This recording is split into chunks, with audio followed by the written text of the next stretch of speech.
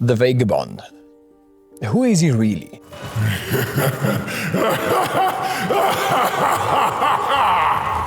He is a character that you can find in Duviri throughout all the different spirals, but he's very, very mysterious, except for one very specific key feature. He is missing a finger. Much like the Indifference, but are they the same person, or is there something else going on? Well, in this video, I'm gonna go over everything that I know about the Vagabond, as well as the speculations and theories that I have come up when it is in regards to, well, him. So before we actually talk about the Vagabond, what is a vagabond? In actuality, what's the meaning of the word vagabond? Well, a vagabond is essentially somebody that wanders from place to place, doesn't really have a home, and can also refer to somebody that might be irresponsible in one regard, or maybe even someone that might make childlike choices. What does that sound like to you? Well, it sounds like a child. But here's the thing, I think the Vagabond is actually keeping key secrets and gives us an actual indication as to who the Indifference is and how the Indifference operates. Let's talk about it. So the Vagabond. So you can find the Vagabond, as I said, in the different spirals: anger, sorrow, fear, and even joy. But weirdly enough, you can always find him at the locations that holds the most emotion. In the Joy Spiral, he can be found in a cave beneath Thrax's gardens. In the Anger Spiral, atop the main spire of the King's Palace. Envy near the Scholar's Tomb in a cave near Fort Wormsole. In the Sorrow Spiral, above the cave entrance at the pond near Morai Crossing. And in the Fear Spiral near Titan's Rest behind Sithal's house. And we all know that Duviri essentially is a place that was born from the emotions of the Zariman children. Maybe, probably. That is a very key feature. Why would you only be able to find him at places of great emotion? Well, there is some clues to that. When we're looking at the Indifference, as I theorized in my previous video, and by the way, if you guys haven't watched it, obviously I would recommend watching it. The Indifference is essentially a consciousness being, or a pool of consciousness that gained sentience or consciousness the moment that Albrecht Intrati opened the first portal to the void and went through. It reacted to his emotions, all of his fears, all of his anxieties, everything that he felt in that specific moment, and it manifested into a being, a supreme, all-powerful, or maybe even all-powerful being, with one key weakness: love. And weirdly enough, love is also the only spiral that doesn't exist in Duviri, while also being a very strong emotion. So that might give us a little bit more of an indication as to who the Indifference is and how the Indifference operates. How does this tie into the Indifference and how the Indifference is? Well, if the man in the wall, or the Indifference,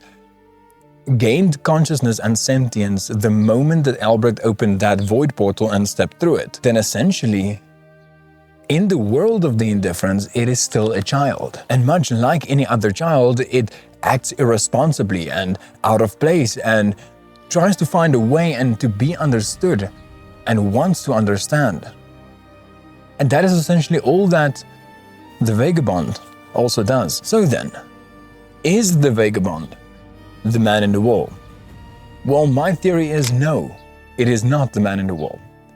And here's why. So while it misses a finger and deeply resembles how the man in the wall acts and is, I think that the Vagabond purely is a manifestation of the man in the wall, not the man in the wall itself. Everything in Duviri, everything that doesn't grow, that doesn't age, is a manifestation of different emotions. And much like everything else, the man in the wall also gained some emotions. It mimicked or mirrored Albrecht Intrati's emotions when he first stepped into the portal. When Duviri was created by using the same techniques, the man in the wall accidentally created the Vagabond.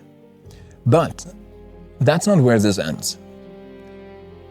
What is strange to me is the fact that the man in the wall's Vagabond, or just the Vagabond, it only manifested during the update when we got Kalervo. But why is that? Well, I think there are a lot of different clues, and I think one of it would be in one of the lines that I can't pronounce that name, Akritis, whatever. the shopkeeper in Duviri, right? When she speaks about Kalervo, she says that for some reason, children are attracted to Kalervo's place. When Kalervo escapes, no one seems to be safe, save the children. They calm him. Perhaps that's why so many of them are drawn to the island. Always. There's always children running around there. And they always go to that place. And I think a part of it can be because deep down, the Tenno children are the only people that can effectively control a Warframe, that can effectively understand a Warframe.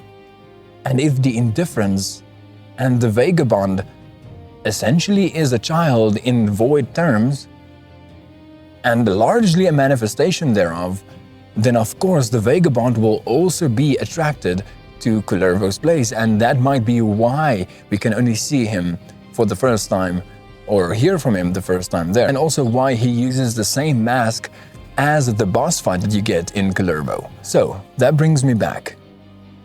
The Vagabond, in my terms, it isn't the man in the wall, it's a manifestation thereof.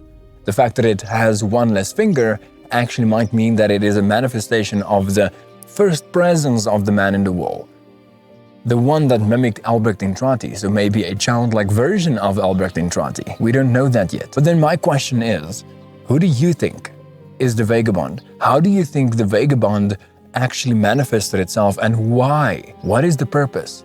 The only purpose we can see at this moment is the fact that when you go to those specific set places where he manifests, you can hear him giving a maniacal laugh, very diabolical, almost evil, almost like a child, when the child wants to do something wrong or have done something wrong. Where you can also hear him is when you find some of the Warframe Lore fragments scattered around Duviri. You will get a few questions that you can answer, and if you answer it wrong, there is another maniacal, almost childlike and angry laugh. Much like the Indifference, much like the Vagabond. Do you think that the Vagabond is actually the man in the wall, wandering around Duviri? Or do you think that the more plausible effect and conclusion is that the Vagabond is a manifestation of the presence of the man in the wall? Do you think that the man in the wall is Albrecht Intrati's mimicry? Or do you think that it's a supreme being altogether? Let me know in the comment section down below. This is a very short video, obviously with not a lot of information, as we don't have a lot of information yet. But I do think that we might get more, as that same shopkeeper that I was talking about a little bit earlier, whose name I cannot pronounce, she said that the Vagabond has a story that is yet to be told. It's a story that is still in progression, so we might learn something new, as we do every day. In any case, if you guys enjoyed this video, slap a like on it, subscribe. We just reached 10,000 subscribers. I am so freaking excited, and thank you for all of your love and support. I read all your comments and I absolutely love your theories. I love your good comments, even the critics. As you can see, I read them as well. In any case, with that being said, I'm going to leave you with one very last question. When you see the Vagabond, do you ask yourself the question, do you want to play?